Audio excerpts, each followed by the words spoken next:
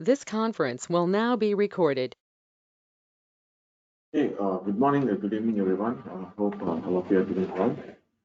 So, in yesterday's demo session, we have covered, a practical, simple example of recording normal flow like login, logout, and then we have seen the load runner architecture. What are the different components that are involved? Okay, and what each component does in the architecture, and at the same time. We have also discussed about the course content in detail. And in today's session, we will discuss about the performance testing and the types of performance testing, because this is very important.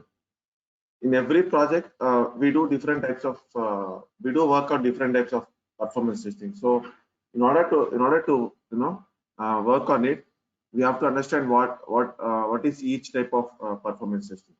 Okay, so again, I'm considering an application here, let's say bank website, okay? And let's say that this bank website around 10 a.m. or 11 a.m., let's say that 100 people are accessing this bank application. Okay, generally that's the peak hour, I guess, right? In the morning, 10 a.m. or 11 a.m., most of the people might access the bank or directly, or they do their banking transactions, right? So So let's say that those are user 1, user 2, user 3, so until user 100. So who are these user 1, user 2, user 3 here? So these users are nothing but the people who are accessing bank application, right? These are the users, nothing but people accessing bank application.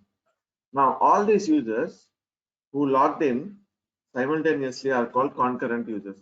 In performance testing terminology, these users are called concurrent users. Okay, so now as a performance tester, what we do, we test the bank application using these, these virtual users, which are also called as concurrent users, and test the application's performance. That how the application is responding, how the application is responding. What are the response times? Is there any other specific issue? Okay, so generally, what was the SLA that we discussed yesterday? For in the performance testing, there will be some SLA, right? As per the standard, it is 2 seconds. That is general. But in some specific projects, it can be 3 seconds or 5 seconds. Okay. So that means if you click on any link, okay, or any page should load within 2 seconds. That is the expectation, normal expectation. Okay, so in some projects what happens is there might be some lot of dependencies with third party third parties and all. So in those cases they accept it like 3 seconds, 5 seconds, they are okay with it. Okay, so not now whatever we discussed yesterday and today on a high level, that can be counted as performance testing. We all know that performance testing, what is performance testing? If you ask now, we can say that we are testing the application's performance in terms of speed. So how fast the application is loading, that's what we can say. Then since yesterday whatever we have learned, but there is some textual textbook kind of definition as well, which is not mandatory to learn. That means if you go to any interview, they might not ask you this textbook definition, but we have to understand this definition in order to learn these terms like speed, stability, scalability, the production like environment, and these non-functional requirements. If you see the screen, there are terms, there are some terms in the definition. So performance testing is testing an application for speed, stability, and scalability in production like environment under virtual user load to meet non-functional requirements. So let's see what each term means here. So the terms are important here. So let's see what each term means, and then we'll discuss different types of performance testing. So first thing is earlier, way back, the performance testing was measured only in terms of speed. So what does the speed means? So how fast the application is responding to your request with expected or current load. So there should be some load on the application, and then we have to analyze how fast the application is responding, right? In other words, response time should be less than SLA. Okay. So earlier,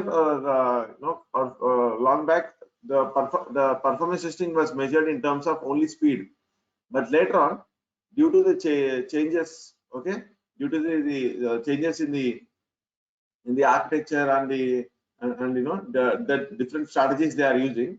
So these two terms are also in picture, like the stability and scalability. So what does stability mean? Stability means a performance should not degrade even after using the application for a long time. For example, if I run a test, okay, I have to run a performance test which should run for 3 hours or 8 hours or 1 day.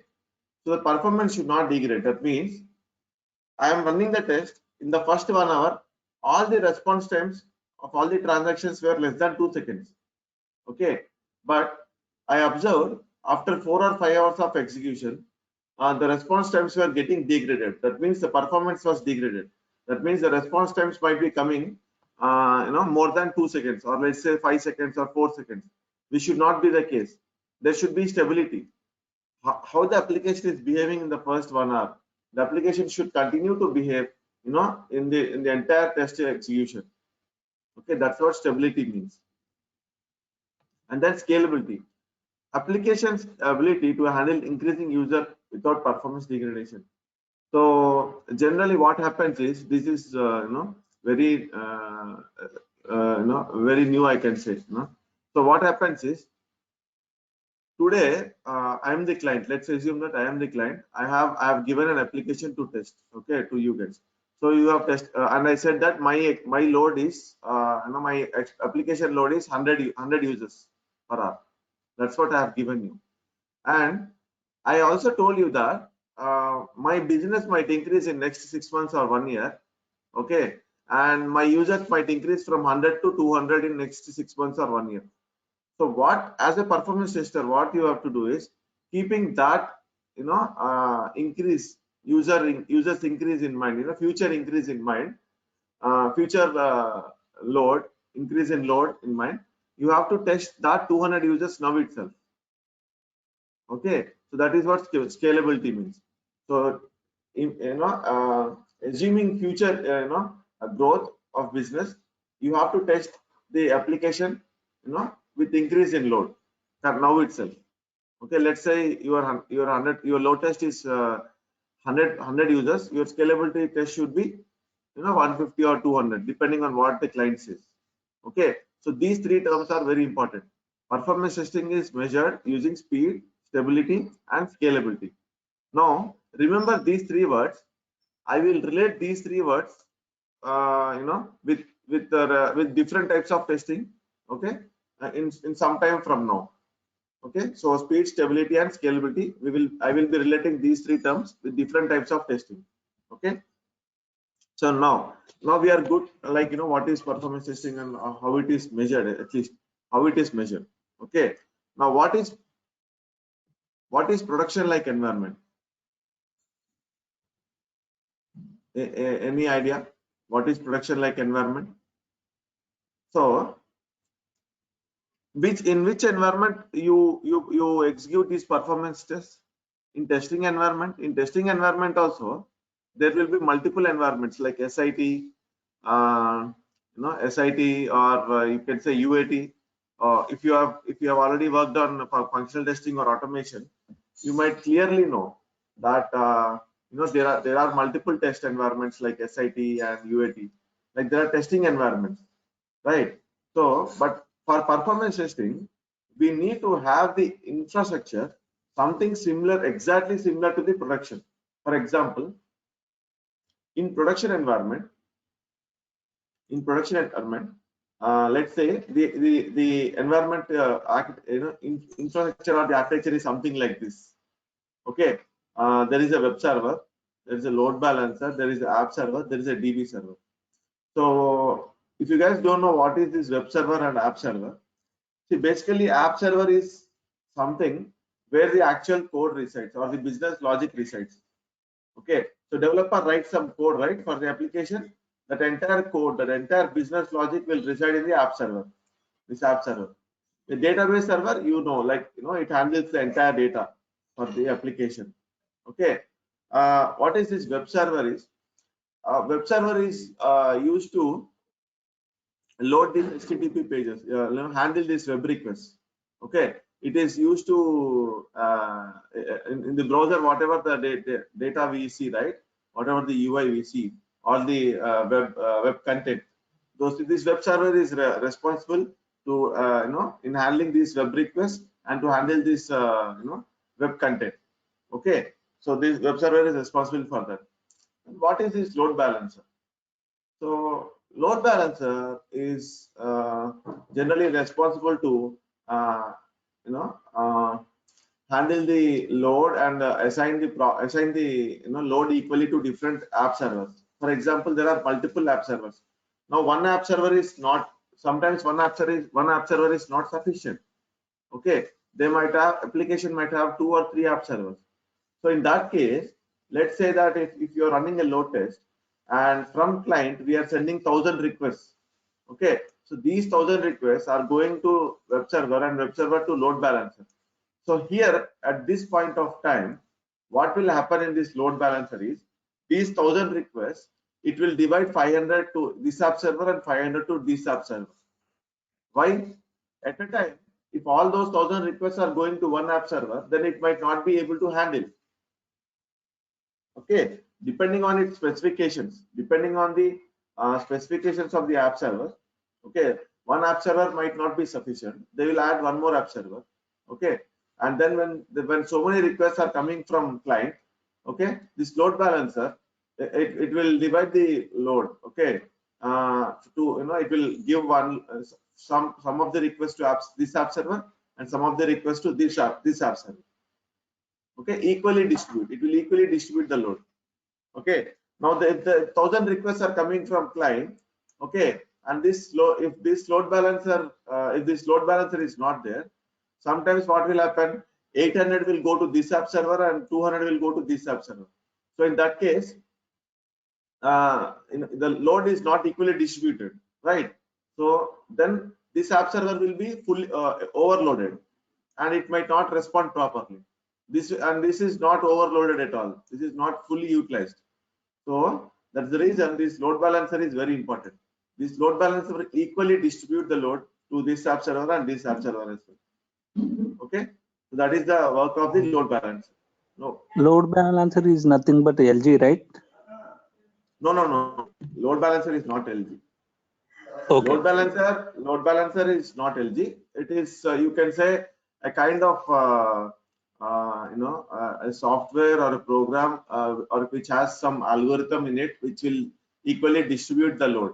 Okay, so whatever the requests that are coming from client and web server, it will equally distribute the load to app server.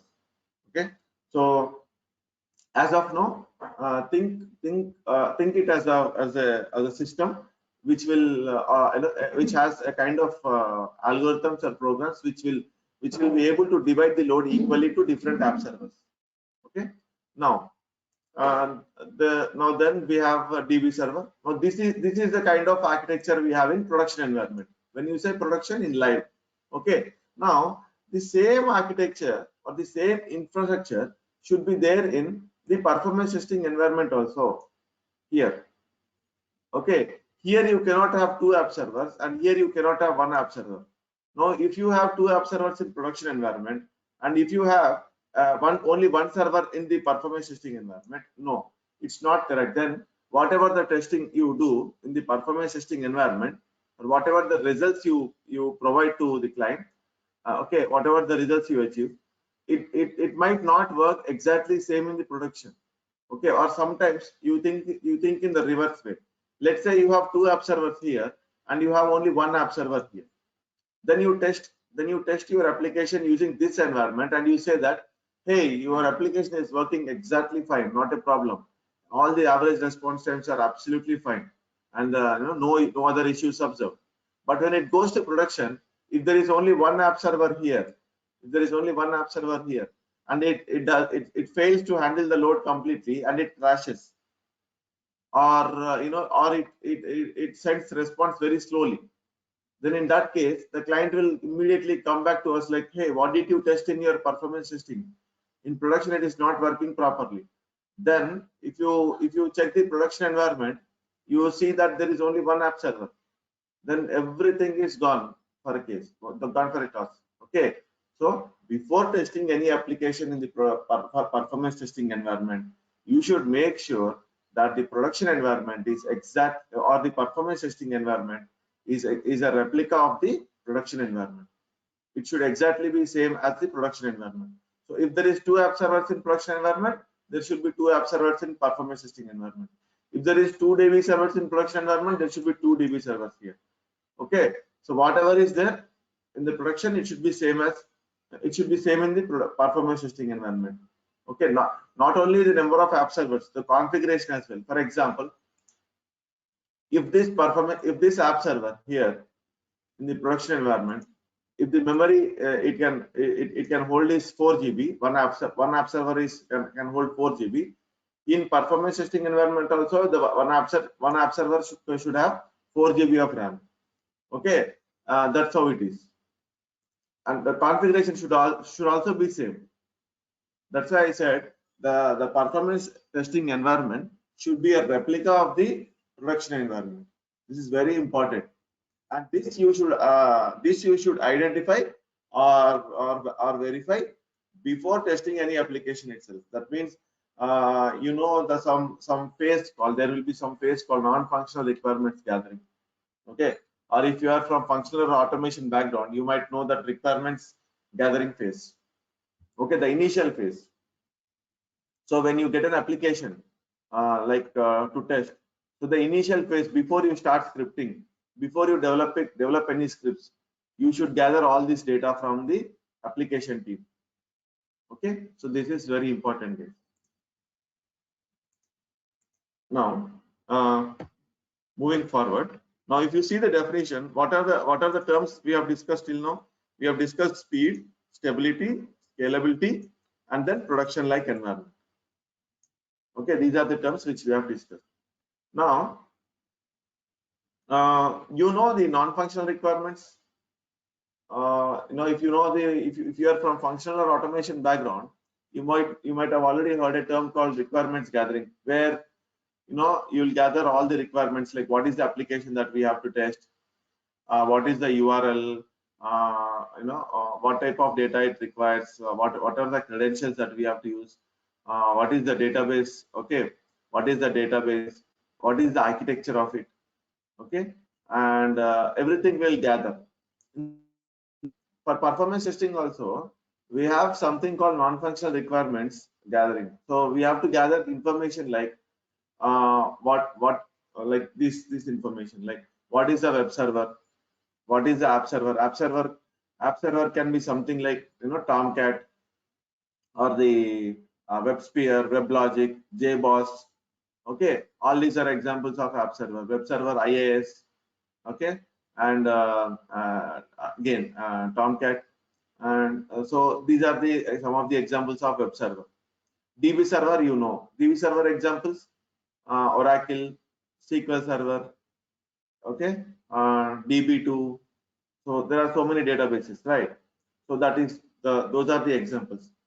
So what are the app servers? What are the web servers? What is the DB server? On what are all this data you have to know as part of non-functional requirements gathering. And also you should know what is the application URL, and who are the project owners, and what else you should know in the questionnaire, like the architecture, the application architecture you should know, and so there are some set of questions. I have a questionnaire document, like we will discuss in detail in our upcoming sessions, where I'll explain you what are the questions you have to ask to application team when you ask non-functional requirements gathering. What are the different questions you have to ask? How the questionnaire is, what kind of document it is, what questions it contains, all those things we will discuss in detail. Okay, so that's it.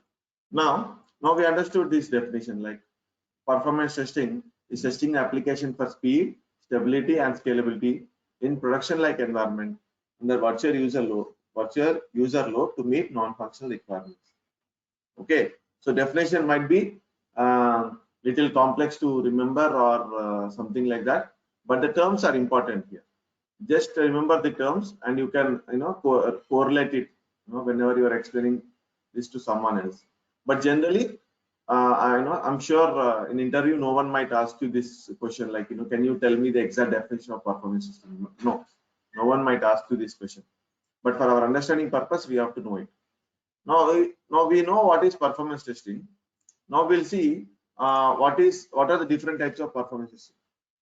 So these are the most important ones, like the load test, stress test, endurance test, scalability test, and volume test. And in every project, okay, or in fact in all the projects whatever I've worked on, so load test, endurance test, scalability test are the mandatory ones which we work on. Mandatory ones for every release. So when you say every release, right, in testing you have something called waterfall model or agile, right, where you follow some release or sprint or release model, right? So for every release you do some performance testing, right? So in every release we do this load test, endurance test, and scalability test for the application. Okay, so now we will discuss this: what is load test, what is stress test, endurance, scalability, and volume test. Okay, what is load test case? So load test is something which we can relate to speed. Or the terms which we have discussed just now, right? Speed, stability, and scalability. Load test can be directly related to speed. So load test ensures that the application under test is stable and can handle expected load once the application is deployed. For example, you should ensure that the application is responding well, within the SLA. All the transactions response times are within the SLA, so you should ensure that. Okay, now all these times I have been saying that under load, under virtual users, or some load, expected load or something like that. What is that? So assume that expected load is 500 users. Now who is giving this 500 number to us? Now let's say that I have to test an application and the load is 500 users. Now who is giving this 500 number to us? Any idea, like who will be giving us this number? Like, hey, yeah, so hey, you have to test my application with 500 users, the load test. So the client or the business analyst or the product owner might give you this number. Okay, so from where they are getting this number? So I'll tell you in a simple way for time being. Okay, let's assume that it's already an existing application. Okay, that it's there now. It's there since last 1 year in production, or last 2 years in production. It's there in live. Now they have asked us to test. They do the load test. Now they have given some 500 number.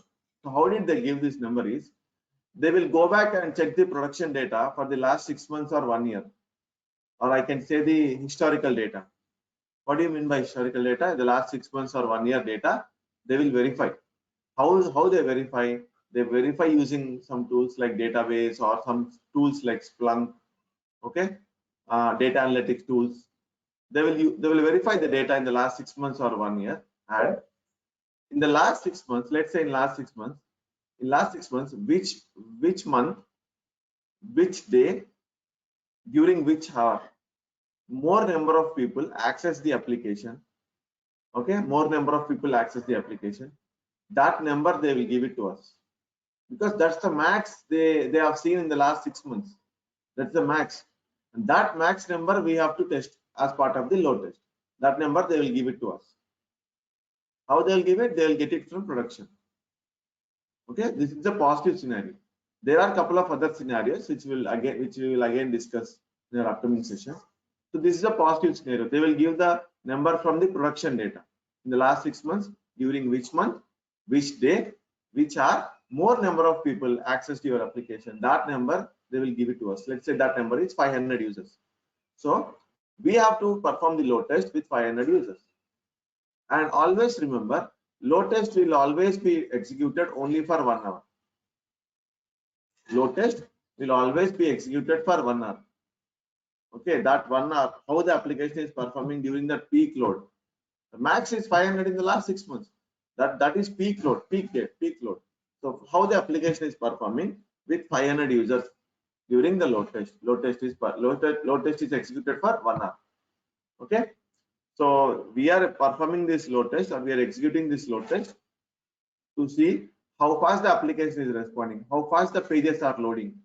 Okay, are all the transactions average response times are within the SLA during the load test. This is what we have to analyze during our load test.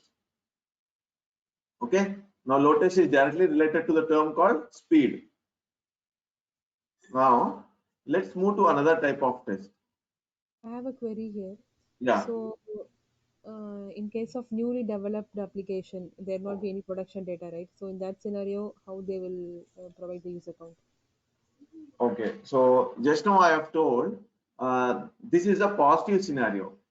Like what I told, the application might be in production. The application is in production. Now it's been there. Now it's again there are some new development changes. Like they added so much of code. Now they came back to the performance testing team to test the application for performance. Okay, this is a positive scenario. Like they have got they have some historical data like production data. They have got the data from production. If the application is new, okay, let's say, okay, I've told that I will be covering the other two scenarios in our upcoming sessions, but on a high level I'll tell you now itself. So let's say that application is completely new. Let's say it's a completely new. So what they do is, and they don't have any historical data. They don't have any historical data. So what they do is they compare they compare the competitor business market. Okay, let's say that I'm giving just an example. Let's say that Zomato was there. Okay, if you it's not online, or I can say what I can say Amazon is there. Okay, now there is some other e-commerce website, something like Flipkart or whatever it is, any other e-commerce website. Now, if any new e-commerce website is coming into the market, they will if they don't have any production data, and if they have to test their application for performance, they see how their competitor is working, like how much of data is how the competitor is how much of data he is working on average. So based on that they will get the data, like they have some analytics, okay, Google analytic tools, and where they can get the data, this sort of data. Okay, so when they have the computer data, okay, with them, so they will get to know, like they will get to know some approximate value that these might be the number of users our customers, our application might have. These might be the number of customers our application might have. Okay, so they will go with that number. So there are different approaches, how they analyze the competitor market and all. So we might be participating in those discussions along with business analysts, or we might not be. So what happens is, when the application is completely new, so from the performance testing perspective, we might not be involved at all in terms of how they identify we might not be involved at all how they identify the users. So how they discuss is, the business analyst or the core business team might discuss this. They will analyze the trends in the market, how their competitors are working on, how many users for their competitor on an average. Okay, so based on that they will finalize the number and they will give it to us. Okay, and then we start working on it. There are some sequence of steps again in the other third scenario, which we will discuss again in our upcoming sessions. So it will take some time to explain. So that's the reason. So on a high level, just just assume that we have some competitors in the market, and we will analyze the competitor market because we are new to this business. We will analyze how the competitor is, working and all. Then we'll get the data from that they won't give us. We'll analyze it and we'll get it. Okay, we'll find an approximate value. That's it.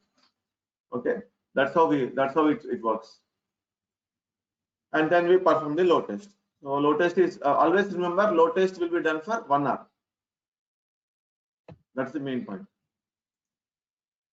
Okay. So 90% or 99% of the projects what you are currently in the current performance testing world, you will definitely have this number. You will definitely be given this number for sure. If they do not give this number, that is very, very rare. So you have to check with the business analyst team for sure. So you have to work with business analyst team and you have to find out a number for for the load test. Okay. So next comes the stress test. So what is the stress test? So I'll just explain in the first line. Stress test is conducted by increasing the user load gradually until the application breaks. So here I can take an example of a small restaurant.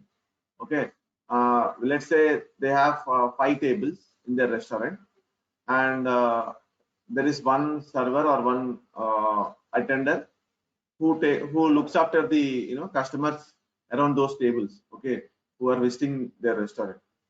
Okay, now there are 5 tables.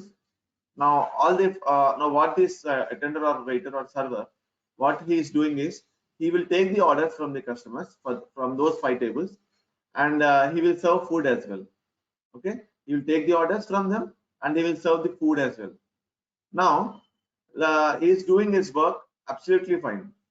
Okay, and then let's assume that now the restaurant, the customers are increasing. Now what the owner did is he increased the tables from 5 to 8. He increased the number of tables from 5 to 8. Now this server or waiter or attendant who is taking care of all these tables, okay, orders of all these tables, now he is managing 8 tables now. Instead of 5, he is managing 8 tables. He is taking the orders from 8 tables and he is delivering the food as well. Okay, now again the demand increased. The owner, what did he do? He increased from 8 to 10. The number of tables he increased from 8 to 10. Now this particular server or waiter or attendant who is taking care of all these tables, he is able to manage 10 tables. He is able to manage 10 tables. That means taking the order from all the customers from all the 10 tables, but he is delivering the food little slowly. He is taking time.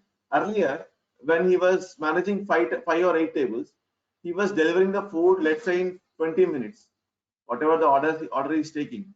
Now because there is an increase in number of tables and number of orders from customers, the time he is taking to deliver the food is, let's say, 30 minutes. Instead of 20 minutes, he is taking 30 minutes to deliver. Now let's say that the owner has increased the tables from 10 to 15 due to huge demand. Now this particular waiter or server or the attendant who is managing these 10 tables, now he is not able to manage these 15 tables. Now 10 tables he is able to manage, but he's delivering the food very slowly. Okay, due to more number of tables and more number of orders. But suddenly, there are 15 tables and now he is not able to deliver the food at all. No, he said, no, I'm done. I cannot deliver the food and I cannot take the order from all the 15 tables. I cannot deliver the food at all. No, he's done. He said, I cannot do this. Okay. Now that's the max. What's the max he did? Or what's the max he can manage? 10 tables. That's it. In 15 tables, he couldn't do it. Now what's the max that we could identify is managing 10 tables. That's it. Now here also, now like how the owner was increasing the tables from 5 to 8, 8 to 10, 10 to 15. Here also, we will gradually increase the load. Like let's say first we are running the script with 500 users, and then we increase to 800, then we increase to 200, then we increase to 1500, and see where the application is breaking. That means where the app servers are crashing. Now, just now we have discussed about app servers, right? Those app servers, there will be some limit. like how much how many users it can manage. It can take the load. So let's assume that the max it can take is 1500 users. That's it. So when your application is crashing at 1600 users, then you have to go back and tell the client that your application with the current infrastructure, or with the current hardware and software infrastructure, it can manage max 1500 users only. You have to tell upfront that your application can manage this much load only. It cannot take 1600 users. If the client wants to, if the client wants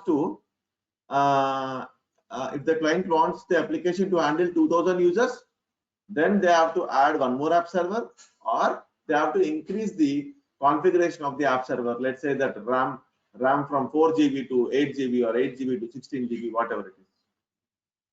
Okay, so that's what. So what is the objective of this test? The objective of this test is to obtain the breaking point or saturation point.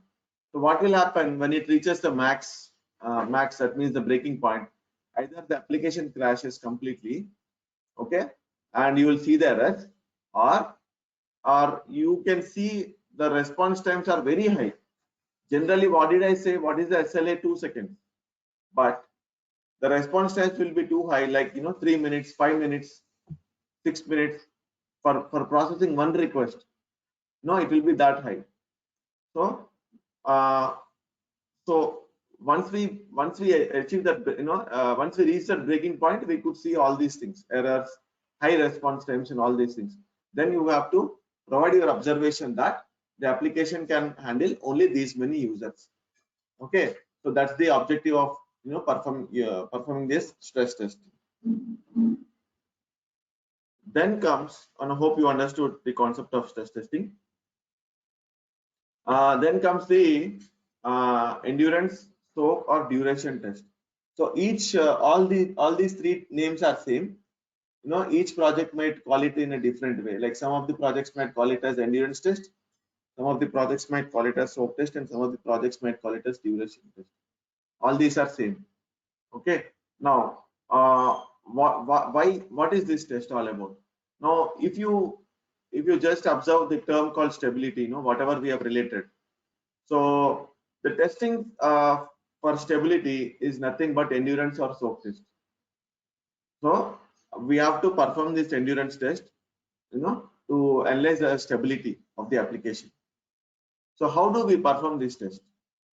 Now the load test will run for 1 hour, but this endurance or soak or duration test will run for minimum of 3 hours, 8 hours, and it can run for 1 day, 2 days, 3 days, or it can run for 5 days also. You might be surprised, like, can only one test run for 4 days, 5 days? Yes, it can run. We have to run.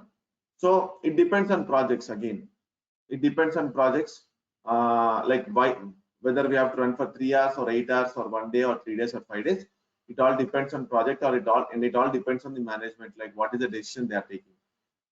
Okay, so some of the projects might run endurance or soak test or duration test for 8 hours or 3 hours or 1 day.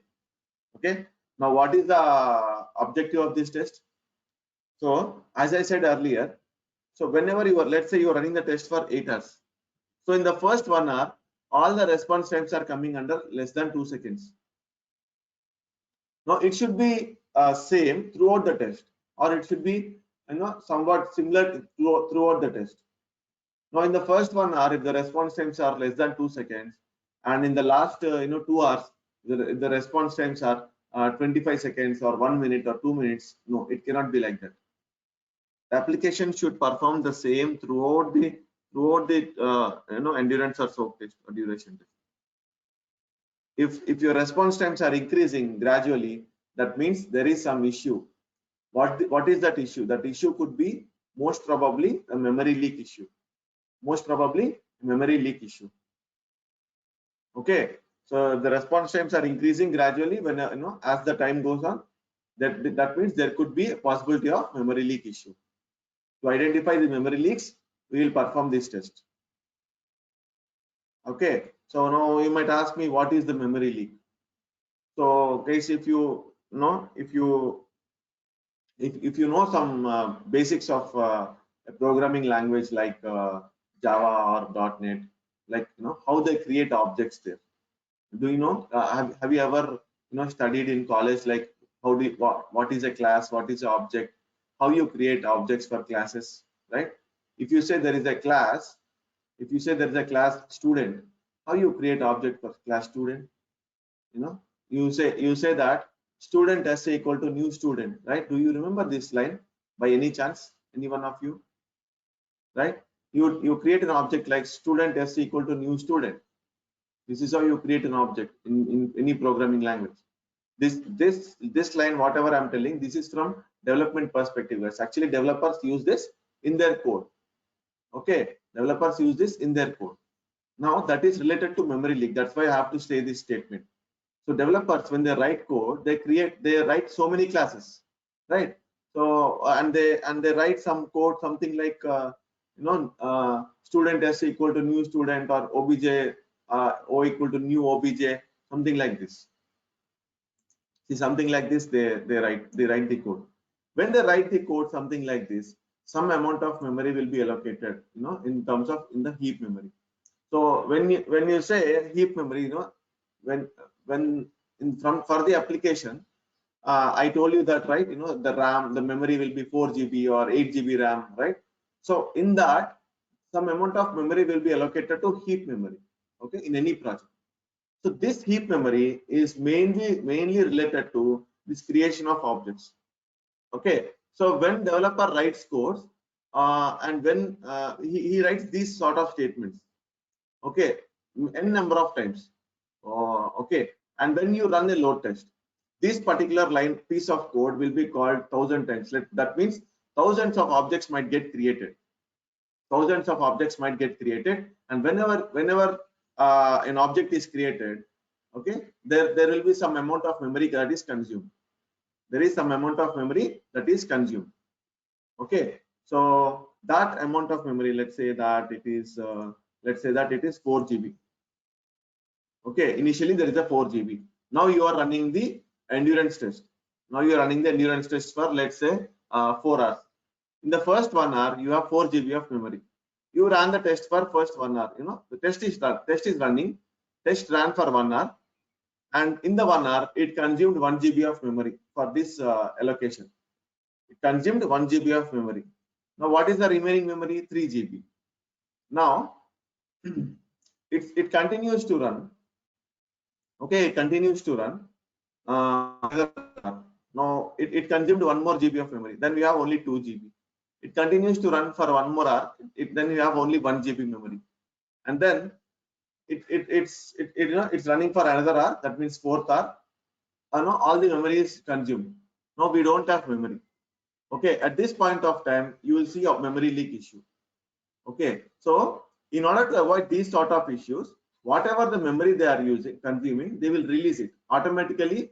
A programming language like Java or .NET, they have a concept of garbage collection. So it will automatically release the memory. So the objects which are not in use, these sort of objects which are not in use for long time, they will release it. It happens automatically. As a performance tester, we should know what is an object, what is a class, or how the garbage collection works. But you need not worry about how the developer has written the code as of now. So it happens internally. So from the performance testing perspective, we have to see whether this heap memory, okay, how much heap memory is being utilized during the test. Whether it is consumed 100% or 50% or 40%, we have to analyze. We have to see. If this heap memory is used 100%, then what will happen? You will see errors. The application will crash. When this will happen? In the long run, because initially we'll have the good amount of memory here, like this 4 GB. But when the test goes on, when the test goes on running, like 1 hour, 2 hours, 3 hours, 4 hours, 5 hours, 6 hours, this memory will keep on, it will be using, it will be consumed slowly. When it reaches to the maximum point at some point of time, application will crash. When a deallocation will not happen properly, then only we'll see this sort of issues. Okay, so in order to identify these sort of memory leaks, we will perform this test. So from the performance testing perspective, we will run the test for minimum of 3 hours or 8 hours or 1 day, depending on the project. Okay, and then we'll see how the application is behaving during that test, right? This is also very important, right?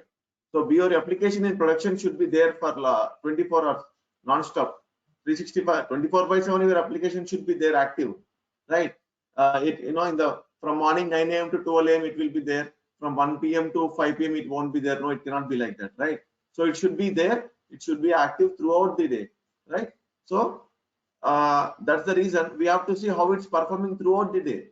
That's the reason we have to test endurance. We have to run endurance or soak or duration test. This is related to term called stability. Okay, if you remember, I told you performance testing is measured in terms of speed, stability, and scalability, right? Speed is related to load test. Stability is related to endurance or soak or duration test. Okay, so hope you guys understood this particular endurance or soak or duration test is also. The only difference between load test and this test is load test will run for 1 hour. This test will run for 3 hours or 8 hours or 1 day, depending on the project requirement. That's it. That's the only difference. Number of users might be same. If you're testing load test with 500 users, you might test the endurance test with 500 users only. But only the duration will change. That's it. Nothing more than that. Okay, I have one question. So in every project, out of these 4 testings or out of this different kind of testing, which one is mandatory that we should perform?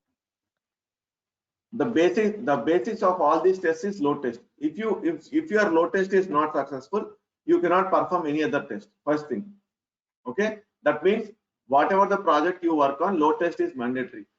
First thing, and second thing, this endurance test and the scalability test is mandatory. These 3 are mandatory. If you go to any project, they will first test the load test and then immediately they will go for endurance or soak or duration and scalability test. These 3 are mandatory to ensure to give confirmation to client that okay, your application is go for production. That means your application will work fine in production with all these combinations. So you are saying we should follow this sequence. First is load testing, then endurance testing, then stress testing. Yes, we have to follow this sequence. If you do not execute load test, you cannot perform this endurance test or scalability test, because when you are not sure how it is performing in 1 hour of load test, how can you ensure that it will work in 8 hours or 1 day endurance test? No, right? So first you make the load test successful. Okay, if the load test is successful, let's say that in the load test itself, that load test will be run for 1 hour. In the load test itself, your application is crashing or you are getting high response times, then there is no point of testing in endurance test or soak test. First fix it. Okay, let's when you see high response times and when you see errors, the developer will immediately fix it. When he fixes that issues and you run a load test, when it is successful, then immediately perform an endurance test and the scalability test. Okay, this is a process followed in all the projects, not only one project or not only one company. No, my company will perform endurance test first and then load test. No, load test is the base for all the tests. Okay, so that is important. One important one. Okay, thanks. And then we'll quickly go through the scalability test. Now, scalability test, as the name indicates, we are referring to the term scalability. When we discuss, performance testing is measured in terms of speed, stability, and scalability. Now, this is a scalability test. Now, why we have to test this? Testing the application for future load. Now, as I said earlier, test is performed using the user load, considering the growth of the application under test down the years in future growth. Let's say that this year the client says my application will be used by 500 users, and he said one more line that in future, maybe next 1 year, my application might grow by 150%, or he can say that my application or he can simply put say like something like my application will have 50% of growth, or my application will have 100% of growth. in next 1 year. So if he says my application will have 50% of growth in next 1 year, and today we are testing with 500 users, that means he will have 750 users from now in next one year. So now today itself we should also test with 750 users. That means we are assuring the client that your application will handle 750 users now itself. That what you are assuming, 50% of growth in next 1 year, we are assuring you that your application will definitely handle 750 users now itself. So if it is handling or not handling, you have to test it. If it is not handling, you have to tell client that your application will not handle 750 users now. You have to increase the app servers, or you have to increase the configuration of the app servers, or you or the developer should tune the query or whatever, tune the code or tune the queries or whatever it is. Now we have to tell the client whether it is handling or not handling. First thing. That's the reason we do this scalability test. Okay. So scalability test, how much the growth the client will tell, based on that we will test it.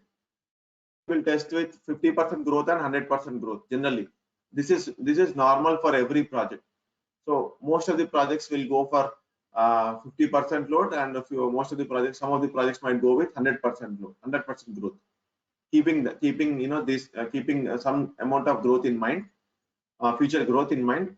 They will test with 50% more or 100% more.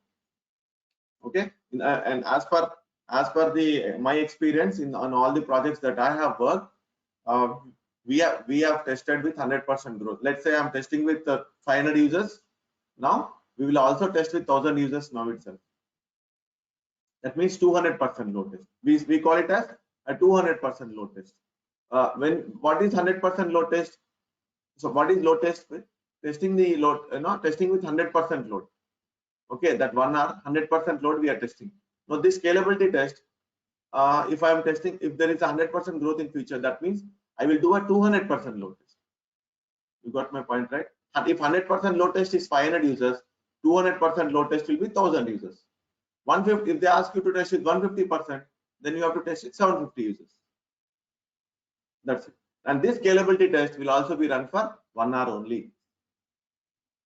Okay, scalability test, everything is same. Everything is same as load test, except the change in the load. That's it. This is also simple only.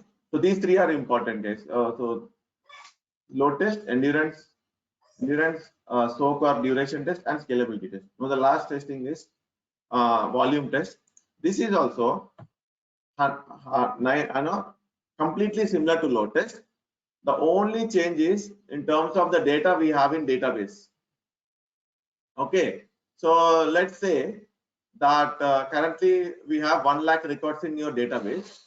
Okay, and let's say in production, let's say that after 2 years you might have 3 lakh or 4 lakh records in your database. After 2 years, you are assuming that your database might contain 3 lakh or 4 lakh records after 2 years. Now what are we doing now as a performance tester? What we are doing is we are intentionally loading 3 lakh or 4 lakh data to the database now itself, and we are checking how the database is responding, how the queries are running, whether there is any query which is taking too much time with more amount of data in the database. Okay, this is more related to the database side. Okay, so it will be same as load test, except that huge data will be populated in the database. Purpose of this test is to check if there is any change in the response time with increase in DB volumes. Okay, so I've given an example also. Currently there are 1 lakh records in DB, and assuming after 1 year there will be 4 lakh records. So the test would be currently done with 4 lakh records in the database. Okay, now who will upload data into database?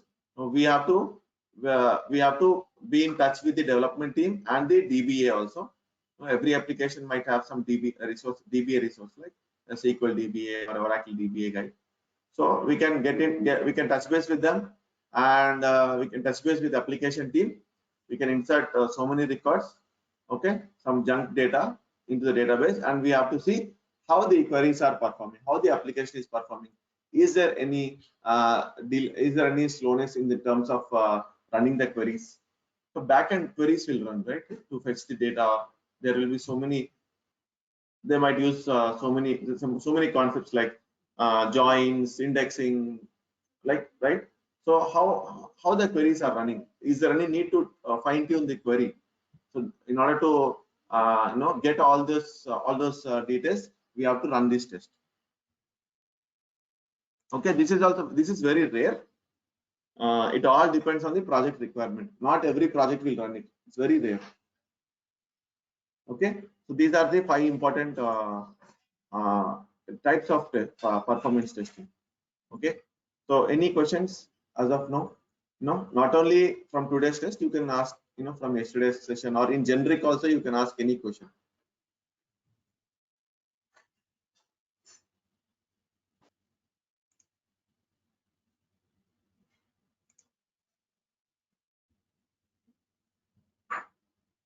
Okay. Any? I have one question. So any idea about this? Means, can you please tell us like what is this baseline testing? Yeah. So what will happen is, as I said, you will follow some release wise model, right? I'm not sure if you are from QA or automation background. May I know? From Is it automation okay? background. Yeah, automation. So you have some release wise execution. So you run regression tests, release wise, or sprint wise, something like that. If you are following agile model, or if you have ever followed waterfall model, you would have followed some release like release 1, release 2, or release 1.1, 1.2, or 3.1, whatever it is. So let's say that this is release 1. Now you have been given a performance testing project. This is first release. Let's say this is first release. Now you have in this release, you have tested 3 or 4 times. Load test is performed for 3 or 4 times. That means, see, there will be some specific test windows where you perform the load test. That means whenever you want, wherever you want, you cannot run load test. No. When automation team is not running their smoke test or their regression test, when functional team is not working, during that odd time or specific windows only, we will run our performance test, so that there are no other people who are working on the application. Okay, so now you will run this performance test or load test, let's say 3 times in this release. 3 times for the same application, you run the load test 3 times. Now if you run 1 time, you cannot tell that hey, it is stable or something like that. If you run 2 to 3 times, and if you see the results in common, or results are same across 3 tests, then you can say that hey, it is perfectly fine. So that's the reason you run it multiple times. So you run the load test 2 or 3 times in this release. Okay, and then after 2 months or 2 months or 3 months, you move to next release, that is release 2, and then you again perform the load test. Then also then you perform the load test, then you start comparing that load test results with the previous release load test results. In the previous release, you ran 3 times. Out of these 3 times, what is the best result? What is the best result that you have got? That best result, you will take it as baseline result. Okay, that best result, you will take it as baseline result. Okay, and you can call it as baseline testing, identifying the best result. Okay, so why we have to do baseline testing? So in future, you again perform this performance load test, right? So you have to compare with the previous results test. So how can you say after 2 months that so why we have to compare? So in these 2 months, the developer might have added so much of code. Now due to that code, your performance might have got degraded or improved, whatever it is. So for that reason, you have to compare with the current results with the baseline results. So baseline results, you will get it from the previous release, the best release, baseline testing. So the best, what is the best release from the previous release, that is called baseline. Okay, now why we have to know baseline? To compare with the current release results.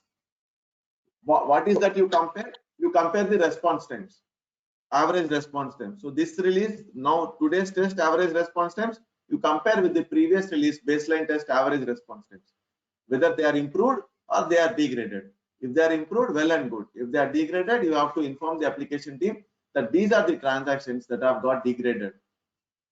And in fact, if you are using any APM tool or something like that, like AppDynamics or Dynatrace, you should be in a position to tell that this is the query that is taking time, or that got degraded, or this is the method, or this is the code that got degraded. That because of which we are getting slow response times compared to the previous release. So for that purpose, we have to do all this baseline testing and everything. So that means you are saying baseline testing can only be performed after first regression, means after first release. Every release you will have a baseline result.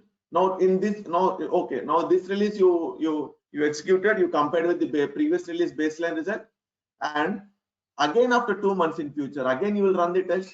Now whatever you are testing today, 2 or 3 windows, again you will find a baseline result out of these three executions.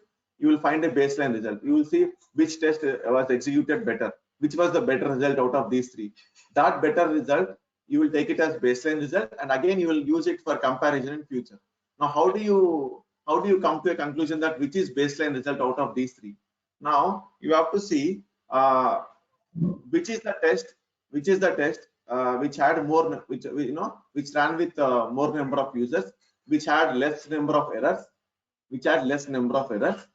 and which has best response times. So there are these 3 combinations you have to see.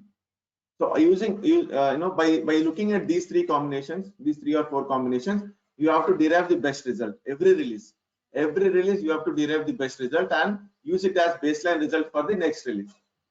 So it continues, because if you are following a release model, every release you have to do performance testing, and every release you have to identify the baseline result, and you have to compare with the future release execution, and you have to tell whether it is improved or degraded. That is very important for client, whether the newly added code has improved the performance or degraded the performance. Yes, sir. Can you explain about simultaneous users and concurrent users? You explained earlier. Concurrent users, see, for now, think about only concurrent users. Okay, don't think about simultaneous users, you'll get confused. Think only concurrent users for now. Concurrent users means like 500 users I said, right? So these 500 users we are simulating. In yesterday's session, if you have attended, I have told you load generator, which is a component which will generate, which will simulate these virtual users. So these 500 users, let's say we are testing the load test with 500 users. These 500 users will, we will use these 500 users to test the application. That means all those 500 users will be working, together, working at a time. During that load test, all the 500 users. We call it as concurrent users in the performance testing terminology. So stick to that for time being. So in our upcoming sessions, in detail we'll discuss, because we have to compare things. So you'll get confused. So stick to concurrent users and say that whatever the users you are using for the load test, okay, you can say it as concurrent users. Can you explain about regression test, sir? Regression test. Now let's say that actually what happens is, you have some code, okay, you have some code, or let's say that you have an application where you have let's say a 50 or 100 test cases designed by manual functional team. Okay, functional team will obviously design the functional test cases, 50 or 100, whatever it is. So what, from automation perspective, let's say I'm giving an example from automation testing perspective. What they do is they do a regression testing, for example. So out of these 50 or 100 test cases, what functional team has tested, they will identify the important or the core test cases. Okay, they will identify the important or core test cases, and they will say it as a regression test cases. That means they have to mandatorily test the test cases in order to ensure that the application is not breaking. Okay, so they do a regression test with all these test cases. Regression test is to ensure that we are ensuring that the application is not, like every release code will be added, right? The developers will keep on adding the code.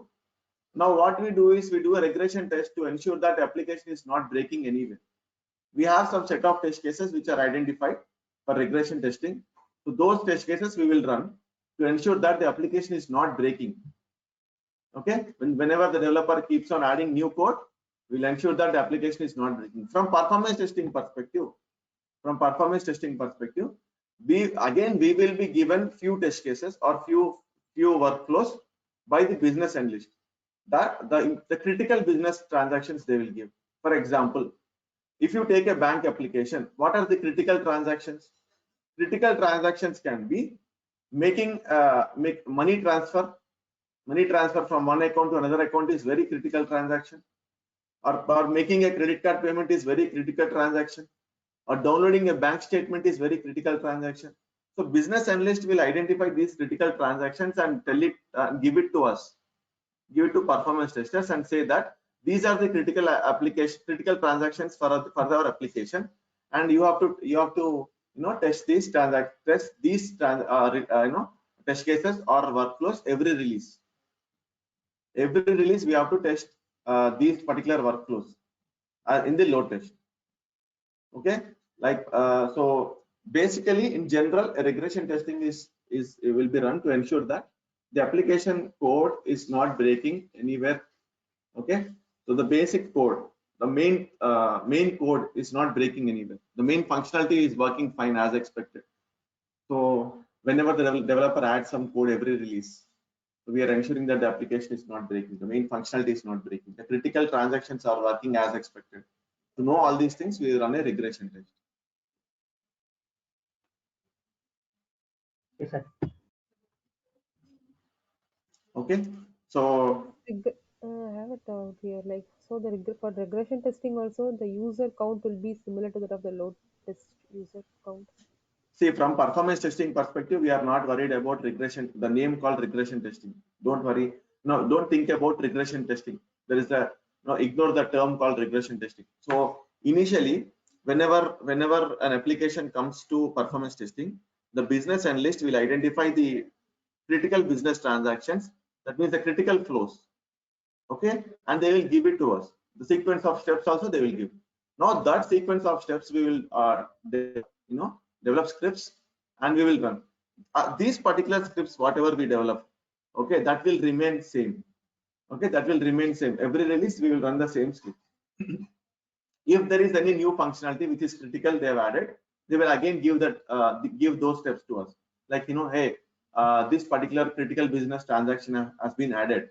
For example, download bank statement is one critical transaction that has been added to bank application. They'll say that this particular flow is added. Can you please test this also for performance? They will give the sequence of steps. What is the sequence of steps? Launch the bank application, log into the bank application, navigate to the download passbook tab. Okay, select from which date to which date you want this statement, and then click on download, and then log off. These are the sequence of steps we have to perform.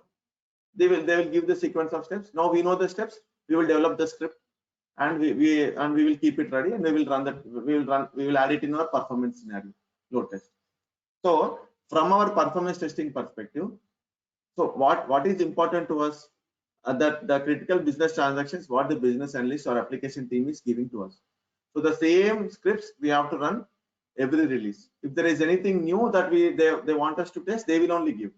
We are not worried about it. Okay. So what we have to do is we have to develop the scripts for the critical business transactions and keep it ready for performance. That's it. Every release we'll run the same scripts.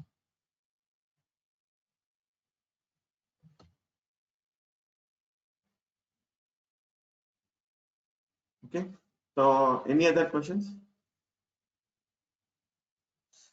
No, when in our regular sessions also, when we work on some sample application, right? So we will see what are the critical business transactions for the application. Those critical business transactions only we have to test it. Okay, that's how it is. So the important ones we have to test for performance. For example, I will tell you one thing. There will be one functionality called change password or change password of the bank application. So thing is, this change password functionality is used very rarely. Like that means if 20 people are accessing the bank application, okay, today morning at 11 a.m. out of 20, 0 or 1% might be accessing the bank application to change password. All the remaining 19 people might be there to either make money transfers or download bank statement or pay credit card bill or see the bank balance or whatever it is. But only 1 or 2 or 0 or 1 users might be accessing the bank application for changing the bank account password, right? That is very rare. That is not critical transaction for us. Those things we will not test. It's okay. What are the things we have to test which are very critical? That means if more number of people accessing those transactions we have to test from the performance perspective. Functional testing and automation testing, they will do that bank changing password also, they will test. That will be there for them. They will test most of the normal transactions also. But for our performance testing, we will test only critical transactions. You got my point, right? In general also, do you change your bank account password daily? No, right? Hardly once in 2 or 3 months you will change. So that is not critical. Okay. So going forward, we will see so many examples, and we will see so many new concepts coming in, which are in sync with this. Any other questions, guys? No questions from my side. Okay. So go through this session again if required, and if you have any questions, post it in the WhatsApp group. Okay, and not only today, every day, during the entire course and or even after the course, whenever you have any doubt, you can reach out to me directly, or you can post the question in the group. Okay, I'll answer on the same day itself, most probably. If you have got a chance to work in any of the projects, and if you are stuck somewhere, you can reach out to me as well at that point of time. Okay, so hope this session is today's session is helpful to you, and we'll be looking into this week, and I hope you to see all of you joining those sessions as well, the upcoming sessions. Thank you for joining today, and have a great day.